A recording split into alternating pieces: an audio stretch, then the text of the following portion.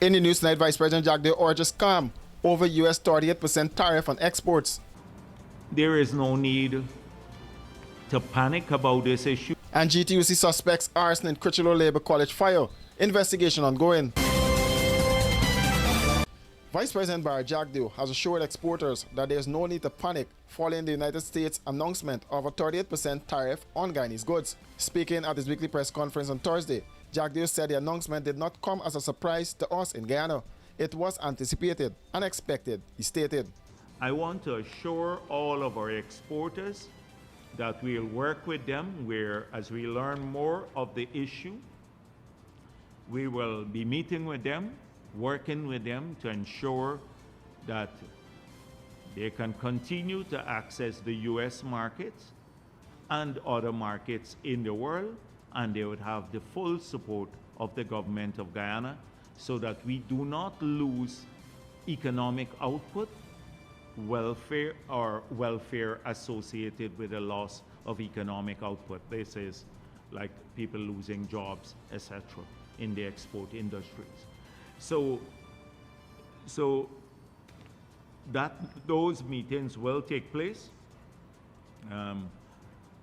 There is no need to panic about this issue. President Donald Trump announced the tariff on Wednesday as part of a broader trade policy shift, with the new measures set to take effect on April 9th.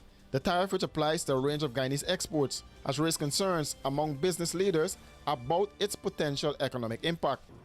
Clearly, there is room for us to work with the U.S. partners to clarify this information.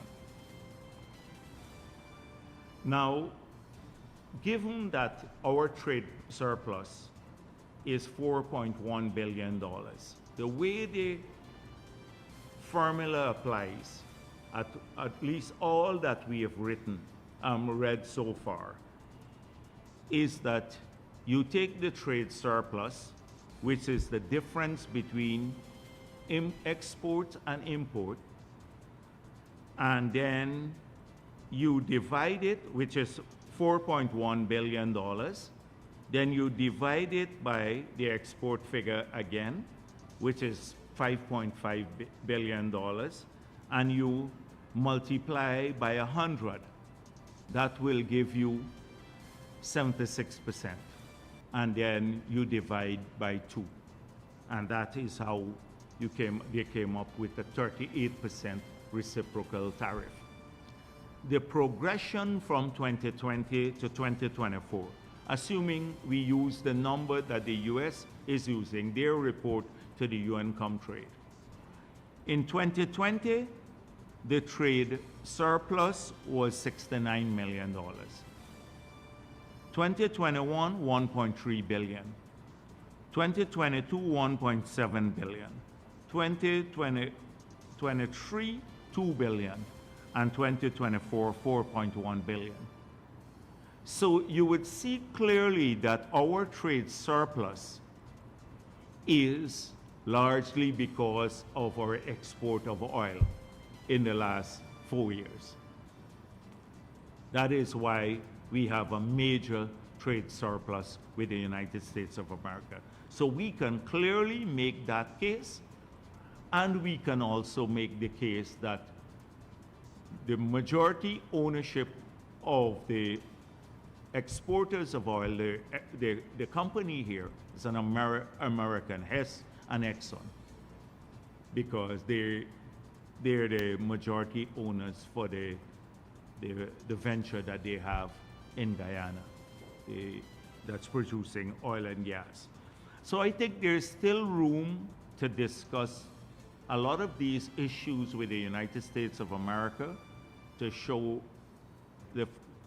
maybe to clarify if there is any difference in data on which the calculations were made, which hopefully can result in a lower tariff, because the United States have already made it clear every country in the world would have to pay, tariffs getting into their market.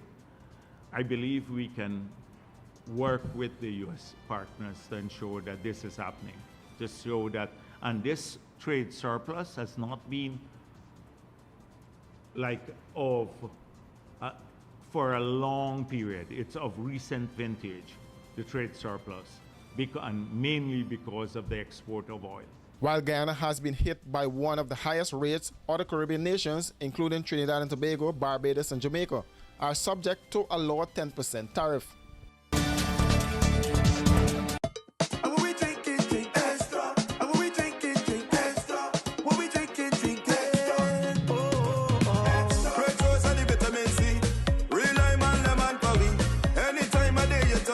Extra lime, lemon, and you will agree.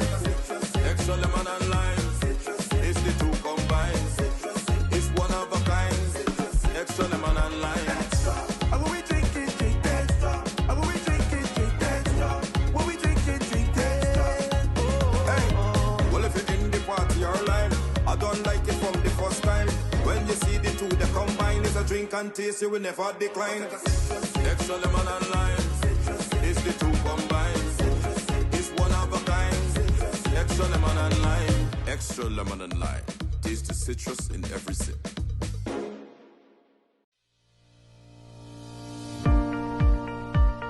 One of the things that would distinguish us from the other guys is our advancement in technology when it comes to security. We've been able to actually go ahead and provide home service, home security service, and drone service, among the other service that would have significantly contributed to securing society as a whole.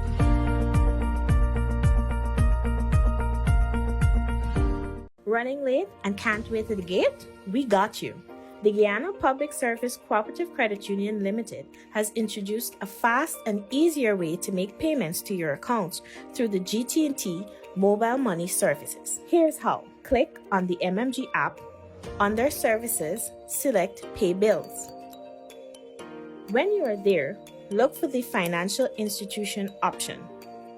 Once that is done, select Guyana Public Service Cooperative Credit Union Limited to pay your loan or make payments to your savings. Payments to the credit union made easier. GPS CCU, the credit union you can bank on.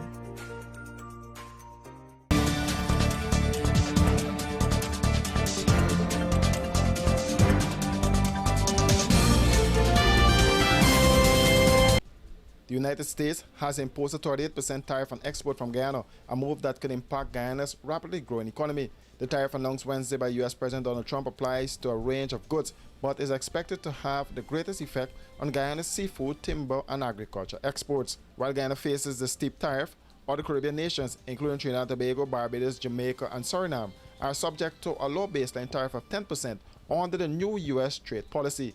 Goods imported by the Caribbean countries named also charge a 10% on goods imported from the United States. The measures are part of a broader strategy aimed at implementing reciprocal trade practices.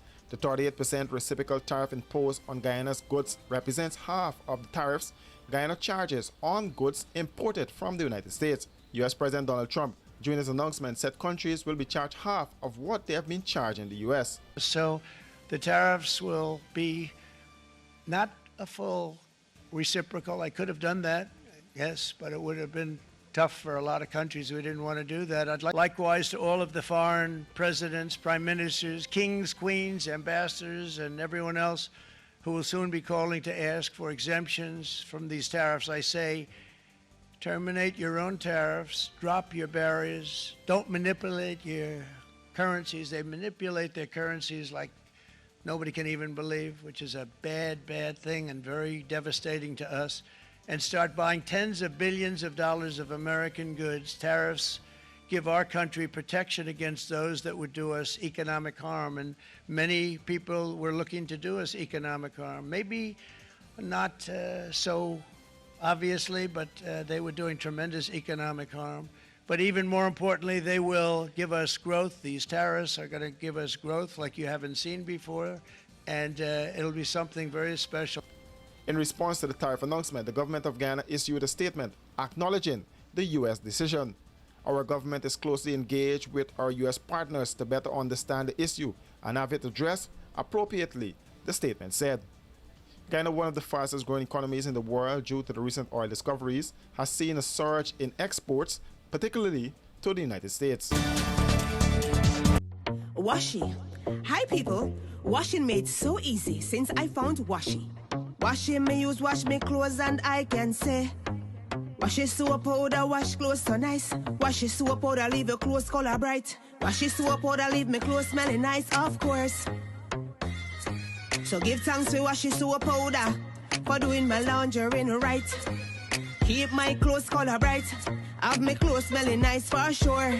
I could not ask for more. Comes in lemon and original. It is a washing machine in a pack. Washi soap powder wash clothes so nice. Washi soap powder leave your clothes color bright. Washi soap powder have my clothes smelling nice, of course. Distributors located in the Stabrook Market.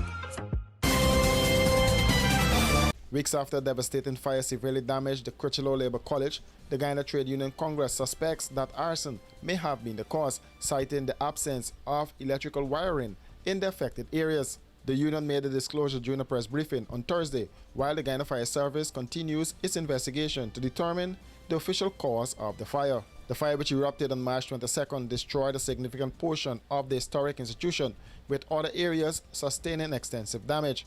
Established in 1967, Critchlow Labor College has long served as a cornerstone of workers' education in Guyana.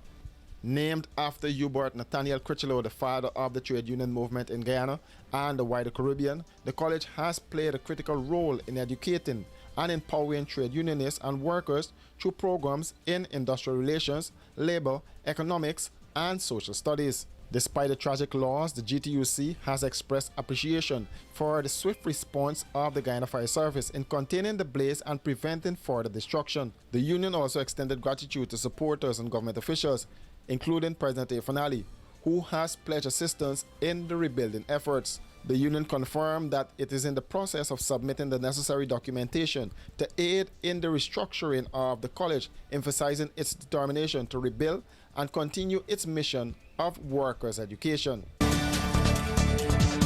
For these and other stories, do visit us at our website www.rdproductiongy.com.